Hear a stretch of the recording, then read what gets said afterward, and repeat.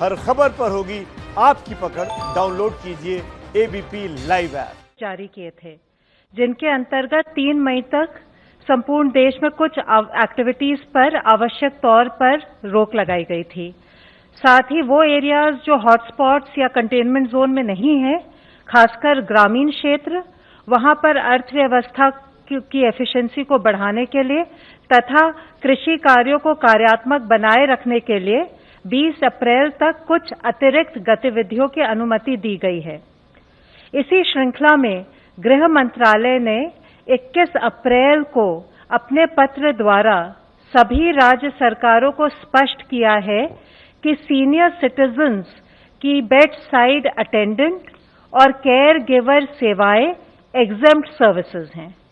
इसके अलावा public utilities में प्रीपेड मोबाइल कनेक्शंस की रिचार्ज फैसिलिटी भी एग्जेम्प्ट सेवाओं में शामिल है।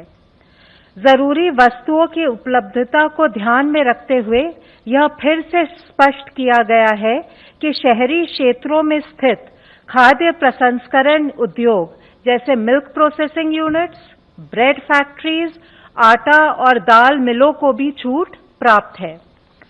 गृह मंत्रालय ने अपने 21 अप्रैल के आदेश द्वारा बीज और हॉर्टिकल्चर प्रोड्यूस के आयात निर्यात संबंधी सुविधाओं को, कृषि और हॉर्टिकल्चर के क्षेत्र की रिसर्च संस्थाओं को तथा मधुमक्खी उत्पाद एवं शहद संबंधी आवाजाही को छूट दी है।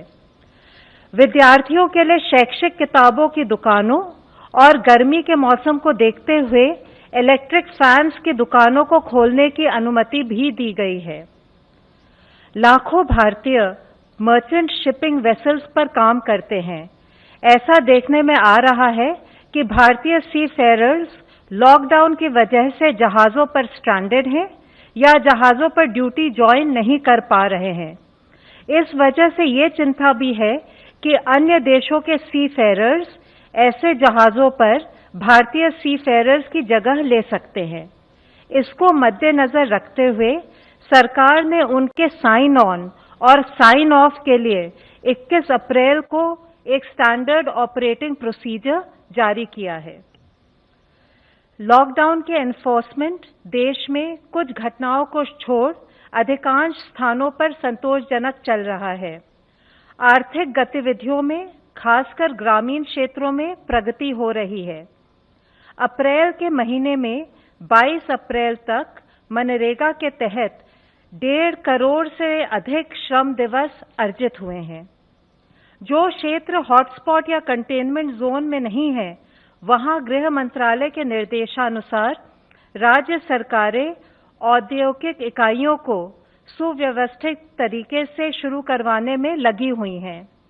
कई स्थानों पर food processing units, special economic zones और एक्सपोर्ट ओरिएंटेड यूनिट्स इत्यादि जो पहले से ऑपरेशनल थी, उसमें भी वृद्धि हुई है। सड़क निर्माण, ईंट भट्टों, सीमेंट फैक्ट्रीज आदि से संबंधित कार्य भी शुरू हो गए हैं। कई कार्यों में प्रवासी श्रमिकों को भी रोजगार दिया जा रहा है। औद्योगिक इकाइयों की समस्याओं का फीडबैक लेकर उनको दूर करने के कदम भी उठाए जा रहे हैं। इस संदर्भ में होम सेक्रेटरी ने और सेक्रेटरी डीपीआईटी ने अभी इंडस्ट्री एसोसिएशंस के साथ वीडियो कॉन्फ्रेंसिंग पर मीटिंग की। जो इंडस्ट्रियल एक्टिविटीज परमिटेड है, उनको किस प्रकार से सुचारू रूप से चलाए और आर्थिक गतिविधियों को गतिशील करे, इस पर भी चर्चा की है। हमारे चिकित्सा क्षेत्र के भाई और बहन बड़ी निष्ठापूर्वक खुद की परवाह किए बिना कोविड-19 से हमें बचाने के लिए महत्वपूर्ण योगदान दे रहे हैं। इस संदर्भ में माननीय सर्वोच्च न्यायालय ने भी आदेश दिया है कि डॉक्टर्स और मेडिकल स्टाफ को पर्याप्त सुरक्षा दी जाए। गृह मंत्रालय ने समय समय पर इस संबंध में सभी राज्य सरकारों को पत्र लिखकर सलाह दी है कि सभी डॉक्टर्स और मेडिकल स्टाफ को पर्याप्त सुरक्षा दें, चाहे वे हॉस्पिटल में कार्य कर रहे हों, क्वारंटाइन सेंटर में हों या परीक्षण हेतु फील्ड में जा रहे हों। माननीय गृह मंत्री जी ने इंडियन मेडिकल एसोसिएशन के साथ बैठक की और मेडिकल प्रोफेशनल्स की सुरक्षा का आश्वासन दिया। माननीय गृह मंत्री जी के निर्देशानुसार गृह मंत्रालय ने 22 अप्रैल को पत्र लिखकर सभी राज्यों को कहा है कि वे अपनी जिम्मेदारी का निर्वहन करें और आईएमए के लोकल चैप्टर के साथ मिलकर मेडिकल प्रोफेशनल्स को की पर्याप्त सुरक्षा हेतु जो कदम उठाने हैं उनको सुनिश्चित करें। चिकित्सा टीमों की सुरक्षा के लिए जो कदम उठाए गए हैं उनकी जानकारी भी आईएमए के लोकल चैप्टर के साथ साझा करें। इससे स्वास्थ्य कर्मी विश्वस्त होंगे कि वे सुरक्षित हैं। इस संबंध में जिला एवं राज्य स्तर पर नोडल ऑफिसर्स को भी नियुक्त करें जो मेडिकल प्रोफेशनल्स की सुरक्षा संबंधी समस्याओं का निदान कर सके। अगर किसी भी मेडिकल स्टाफ के खिलाफ कोई भी हिंसा या अनुचित व्यवहार की घटना होती है तो दोषियों के खिलाफ आपदा प्रबंधन अधिनियम 2005 के अंतर्गत सख्त कार्रवाई होनी चाहिए। इसके बारे में जनता में भी जागरूकता पैदा करनी चाहिए। हमारी उम्मीद ये है कि इन सब कदमों से लॉकडाउन सफल रहेगा, एक्टिविटीज सुचारू रूप से प्रारंभ होंगी तथा हम कोविड-19 की चेन को तोड़ने में कामयाब होंगे। धन्यवाद। धन्यवाद। मैं रिक्वेस्ट करता हूँ हेल्थ मिनिस्ट्री रिप्रेजेंटेटिव से, प्लीज। कल से पिछले 24 घंटे में अगर देखें तो देश में 1409 total positive confirm cases additional आए हैं, which takes our total confirmed cases to 21,393. इन केसों में अगर देखें तो total cases under active medical supervision 16,454 हैं। एक पॉजिटिव न्यूज के रूप में मैं आप लोगों की दृष्टि में लाना चाहूंगा कि अब तक टोटल 4,257 लोग क्योर हो चुके हैं। इवन कल में ही 388 एडिशनल पेशेंट्स क्योर हुए हैं, जो कि हमारा टोटल रिकवरी रेट देखें तो 19.89% तक लेकर जाता है। इसके साथ ही पिछले 28 जिलों में, जैसे कि इससे पहले हम आप लोगों की दृष्टि में लाए हैं, 4 जिले थे जहां पर कोई केस नहीं आए थे, अब वह संख्या बढ़कर 12 हो चुकी है। 8 नए जिले ऐड हुए हैं, वह है चित्रदुर्ग कर्नाटका में, छत्तीसगढ़ में बिलासपुर, इंफॉल वेस्ट मणिपुर में, आइजवाल वेस्ट मिजोरम में, भद्राद्री कोट्टागुड़म तेलंगाना में, पीलीभीत उत्तर प्रदेश में, एसबीएस नगर पंजाब में और साउथ गोवा के अंदर। इसके साथ ही देश में 78 ऐसे डिस्ट्रिक्ट्स हैं जहां पर पिछले 14 दिनों से कोई केस नहीं आया है। हमें हर संभव मिलकर यही कोशिश करनी है कि ऐसे जिलों की संख्या निरंतर बढ़ती रहे। इस स्थिति के अंदर देखें तो 33 नए जिले ऐड हुए हैं, जो कि 9 स्टेट में ऐड हुए हैं जहां पर कि पिछले 14 दिनों से कोई केस नहीं आया है। साथ ही माननीय राष्ट्रपति जी ने कल एक ऑर्डिनेंस जारी किया जिसके तहत एपिडेमिक डिजीज एक्ट 1897 को अमेंड किया गया है। इस ऑर्डिनेंस को कहा है एपिडेमिक डिजीज अमेंडमेंट ऑर्डिनेंस 2020। इसके अनुसार कोई भी व्यक्ति हेल्थ केयर सर्विस प्रोफेशनल के अगेंस्ट वायलेंस के किसी भी एक्ट में इंडल्ज ना करे या एपिडेमिक के दौरान किसी भी प्रॉपर्टी को कोई भी लॉस या नुकसान ना पहुंचाए। अगर कोई भी व्यक्ति हेल्थ केयर सर्विस प्रोफेशनल के साथ वायलेंस कमिट करते हैं या तो उनको 3 महीने से लेकर 5 साल तक की सजा दी जा सकती है। साथ ही 50,000 रुपए से लेकर 2 लाख रुपए तक का फाइन भी उनके ऊपर लेवी किया जा सकता है। इसके साथ ही अगर कोई किसी हेल्थ प्रोफेशनल को जो कि एपिडेमिक ड्यूटी में लगे हुए हैं, उनके साथ कोई ग्रीवियस हर्ट अगर उनको देते हैं तो उसकी सजा बढ़कर 6 महीने से 7 साल तक हो सकती है और फाइन भी 1 लाख रुपए से 5 लाख रुपए तक उस पर लगाया जा सकता है। इस एक्ट के तहत किया हुआ कोई भी ऑफेंस कॉग्नाइजेबल है और नॉन बेलेबल रहेगा। जो भी पर्सन इस एक्ट के तहत कन्विक्ट किए जाएंगे उनको कंपेंसेशन भी पे करने के लिए वे लायबल होंगे और कंपेंसेशन जो हो सकता है वह जो भी फेयर मार्केट वैल्यू होगी डैमेज प्रॉपर्टी की या जो लॉस उन्होंने कमिट किया है उसकी ट्वाइस द अमाउंट हो सकता है। मेरी आप सब लोगों से यही विनती है कि हमारे जितने भी कोविड योद्धा हैं हमें उनका सपोर्ट लेना है। हमें ये जानना चाहिए कि वह सब हमारे आदर और सम्मान का पात्र हैं। इसके साथ ही आरोग्य सेतु के बारे में हम विभिन्न माध्यमों के जरिए आपसे बात कर रहे हैं। इसी श्रृंखला में मैं दिखाना चाहूंगा सेतु मेरा बॉडीगार्ड है और आपका भी।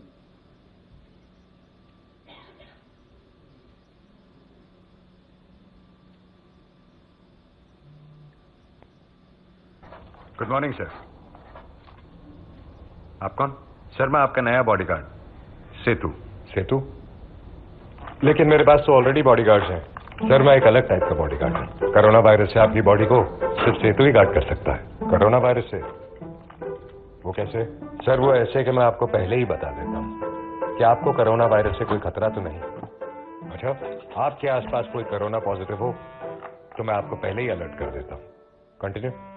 सर और तो और मैं आपको ये भी बताता हूं कि आपसे आपके परिवार वालों को कोई खतरा तो नहीं। मुझसे मेरी फैमिली को क्या खतरा होगा यार? सर जानबूझ के थोड़ी। अगर अनजाने में आप किसी कोरोना पॉजिटिव इंसान के टच में आ गए तो मैं आपको फौरन अलर्ट कर दूंगा ताकि कहीं आप इस बीमारी को अपनी फैमिली तक न पहुंचा दें। और ये सब मेरे लिए, सिर्फ आपके लिए ही नहीं सर। भारत सरकार ने मुझे 130 करोड़ हिंदुस्तानियों की रक्षा के लिए हर एक का पर्सनल बॉडीगार्ड बनाया है। अरे कहां गया? टेंशन मत लीजिए सर, हर वक्त आपके फोन में एक ऐप बनकर रहूंगा। आप भी आज और अभी आरोग्य सेतु ऐप डाउनलोड करें। सेतु मेरा बॉडीगार्ड है और आपका भी।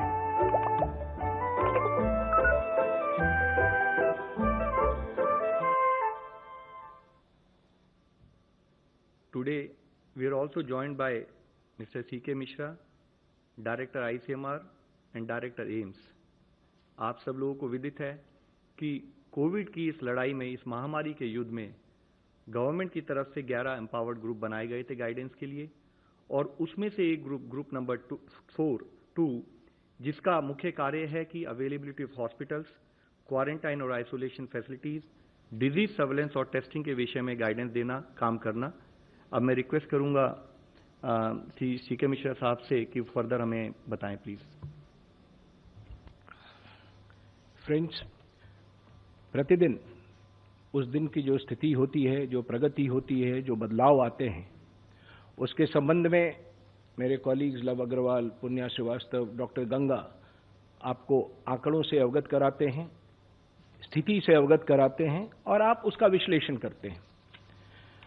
आज हम सब मिलकर ये प्रयास कर रहे हैं कि आंकड़ों से थोड़ा अलग हटकर हम इस बात की चर्चा करें कि इस कोविड की लड़ाई में एक, हमारी रणनीति क्या है और दो, हमारी तैयारी क्या है।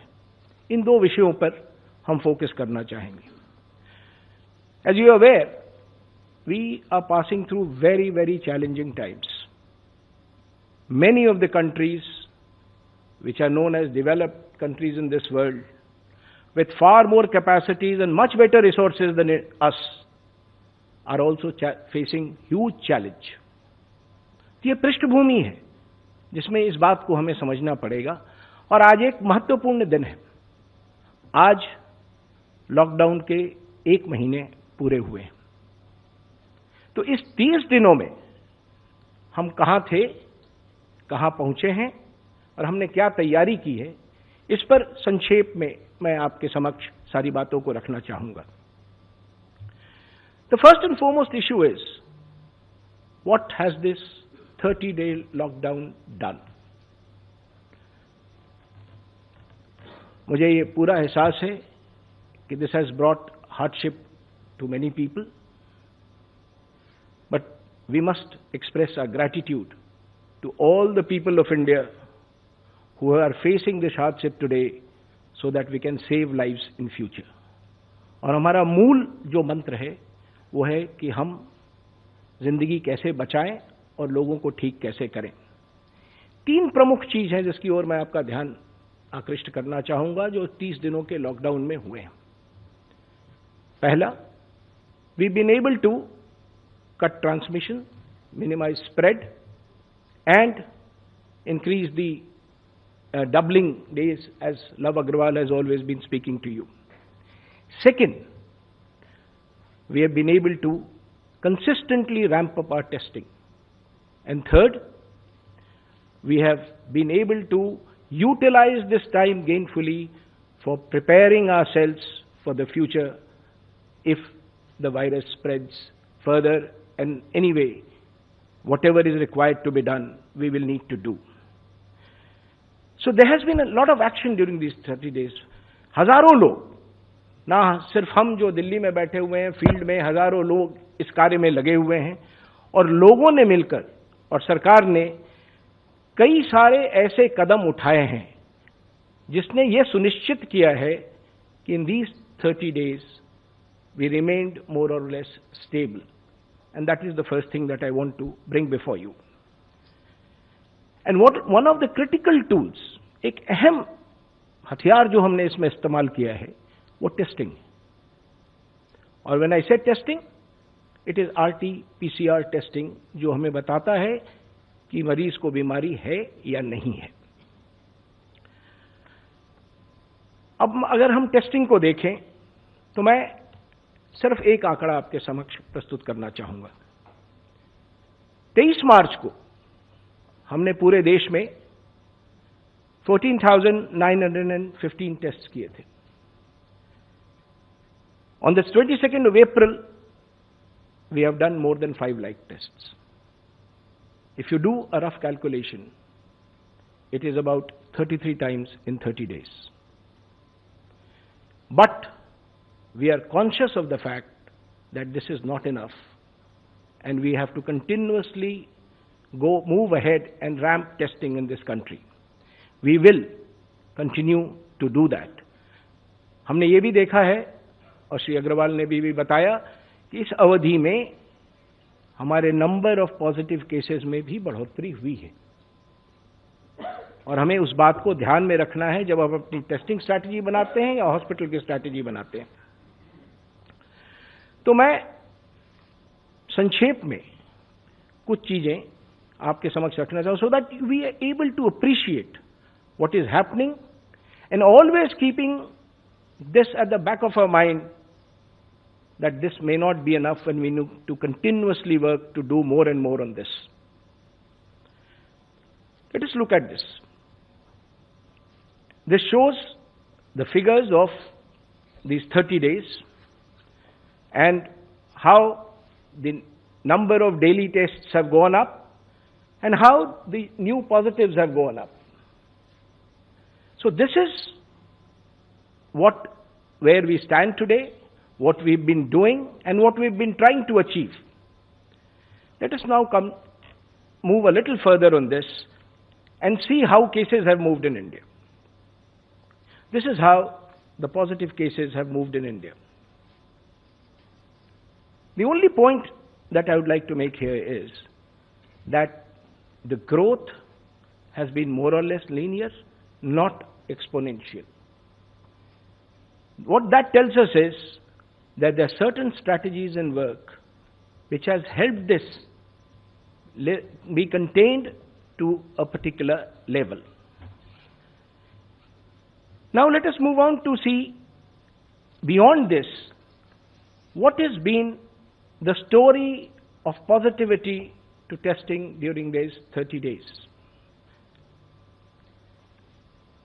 If you see this slide carefully, what it will really tell you is that during this period, we are more or less, लगभग हम उसी जगह पर हैं जहां हम एक माह पूर्व थे, यानी स्थिति बहुत बिगड़ी नहीं है। लगभग 4%, 4.5% लोग जो टेस्ट हुए थे वो पॉजिटिव निकले थे एक माह पहले, और अभी भी लगभग वही स्थिति है कि जितने लोग टेस्ट हो रहे हैं उसमें से जो प्रतिशत पॉजिटिव हो रहे हैं लगभग वही हैं, यानी कि हम एक कांस्टेंट लाइन, अगर आप इसको देखें तो वहां पर हैं। अब मैं इससे आगे बढ़ता हूं और हम ये देखने का प्रयास करें कि अन्य देशों की तुलना में हमारी क्या स्थिति है। It's a rough comparison. There can be no one-to-one comparison. Each country is different and each country needs a different strategy. But this is roughly a rough comparison that we have presented before you. What I would like to point at is this yellow line, if I can get my pointer there. Right at the bottom, that is India's story. And we have deliberately taken a case of 400th case on 23rd of March. What was the position when each of these countries had 400 cases and how they have moved beyond that. So this slide clearly tells us where we stand, and if you see, one of the countries which is, of course, done better is South Korea. But majority of the developed countries have had a story which is, it could be a combination of various things. This is not to say that we've done extremely well and things are going, but this is the current story. And based on this current story and the future projection, we need to evolve a strategy in this country. Let me also now just mention to you, while we are here on this slide, the fact that how has it happened in some of the other countries. So let me give you some numbers of that. If you look at the figures carefully, we are today at a 500,000 mark. 5 lakh test हमने आज किए हैं. US ने 5 lakh test 26 मार्च को किया था. They had found 80,000 cases to be positive. I'm giving you rough numbers. Italy ने ये मार्क 31 मार्च को किया था, and they had 100,000 people who were positive. 1 lakh लोग थे. यूके में ये समय 20 अप्रैल को आया, and they had 120,000 positives. Turkey में ये समय 16 अप्रैल को आया, they had 80,000 positives. इंडिया में ये मार्क 22 अप्रैल को आया और हमारे पास लगभग 20,000 पॉजिटिव केसेस थे. कहने का तात्पर्य यह है कि एक अगर वैश्विक तुलना हम करें तो we seem to be doing well so far with our strategy, which is focused and very, very intensely focused on the areas where we see a lot of positivity and action happening. Of course, there are other countries which have done better. For example, South Korea has done better than this. So, given these facts, these actually, what do they show? These show that our testing strategy has been focused, targeted, and continues to expand. So that is the strategy. And this, I must say, is an evolving strategy. Because as we go on, we learn. हर दिन हम सीख रहे हैं. हर दिन हम सीख रहे हैं, अपनी स्ट्रैटेजी में बदलाव ला रहे हैं और इसको एक्सपैंड करते जा रहे हैं. अब प्रश्न यह है कि हमने ये जो एक्सपेंशन किया टेस्टिंग का, वो कैसे हुआ? Only thing I would like to mention here is that strategy is a response to a challenge. As the challenge changes, strategy has to change. And this is precisely what India has done. As the challenge kept expanding, the strategy kept changing, the expansion kept happening, and we will continue to do this in future also. So what is it that we did? Some of the quick points that comes to mind is, and please let us remember that it takes huge number of people across the country to implement the strategy on the field. We are a very large nation, very populous nation. So what we have done largely is, A, expanded the testing base, B, expanded the test base, where we test, and we have mobilized all resources that we have, public, private, resources of scientific institutions, resources of research institutions, resources of central university. Every possible resource has been put together, and we have actually decentralized these activities to manage logistics in an efficient way. And when Professor Balram Bhargav speaks, he will give you the details of the gist that I have placed before you on how we have increased our testing strategy. So, in these last 30 days, there has been a lot of activity. We have expanded our testing, which we will continue to do and bring it to a much higher level in the days to come. And we've used every possible tool as a strategy to move ahead on this. The second aspect that I wanted to speak to you is about the hospital preparations. This period has been very gainfully utilized to review, assess, and ramp up the hospital capacities. And it is happening not just at Delhi, it is happening in the states, it is happening in the districts. In fact, now our focus is districts. Of course, currently, as I speak today, our hospitals are not overwhelmed. But the preparation has to be of a much higher order, given some of the projections that we have, given some of the baseline data that we have, and given the fact that we have limitations in our health system somewhere which we need to correct and expand. And our effort has been, again, to use all resources and over-prepare. I will show you the figures in a while. But what is our first goal? As far as hospitalization is concerned, our first goal, हमारा पहला प्रयास ये है कि लोगों को अस्पताल ना आना पड़े. That is our first strong leg of strategy. How will that happen? अगर लोगों को अस्पताल नहीं लाना है, तो जैसा माननीय प्रधानमंत्री जी ने बार बार देश के समक्ष रखा है, distancing, social distancing, discipline and taking care of the vulnerable, ये एक प्रमुख मुद्दा है कि जिसको इस संक्रमण का सबसे ज्यादा खतरा है, जो हमारे बुजुर्ग हैं, जो कोमॉर्बिडिटी वाले बुजुर्ग हैं, जो 60 साल की उम्र के ऊपर हैं, उनको कोमॉर्बिडिटी है, इस वर्ग को हमें सामाजिक रूप से सुनिश्चित करना है कि हम उसे सुरक्षित रखें. अनुशासन के साथ सोशल डिस्टेंसिंग अगर हम मेंटेन करेंगे, जिस तरह से लॉकडाउन की पीरियड में हमने किया है, तो हम ये सुनिश्चित कर पाएंगे कि कम से कम लोग अस्पताल तक पहुंचे. So this is our first goal, that let us reduce the numbers who need to come to the hospital. The second goal is, for every person who needs to come to the hospital, we will put enough infrastructure, enough facilities in place so that he is treated well, cured, and sent back. Our basic principle is test, cure, and ensure that mortality is very low. So, one of the things for those who need hospitalizations, we have worked out a strategy at the state and the district level. As I said, our focus is district, so that is where the entire action will happen.